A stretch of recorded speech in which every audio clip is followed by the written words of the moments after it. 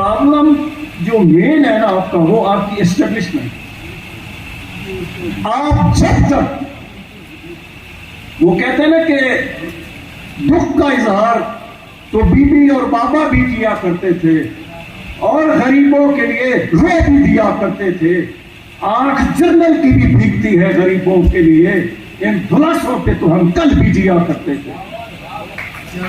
दोस्तों, कैद आजम का कत्ल हो या मोहतरमा फातिमा जरा का कत्ल हो, मेरा वजीर आजम कोई हो, किसी जर्नल को हक नहीं पहुंचता कि वो उसको गिरबान से पकड़ के हाई कोर्ट के कमरे से बाहर निकाले। वो कौन होते हैं? वो हमारे मुलाजिम हैं। आपके जजों ने कहा कि जो कुछ इमरान खान के साथ हुआ है वो ठीक हुआ है। उस वक्त के चीफ जस्टिस ने यह जजमेंट दी थी। वो तो बाद में आप सुप्रीम कोर्ट गए, सुप्रीम कोर्ट ने कहा ये कंटेम्प्ट ऑफ कोर्ट हुई है, ऐसे नहीं होना चाहिए। ये कब तक हमारे साथ चलता रहेगा? ये 26 तरमीम को आप रो रहे हैं। ये आगे जो पहले पास होते रहे, मैं उस वक्त इमरान खान के खिलाफ था जब मोहसिन बेग की गिरफ्तारी हुई थी।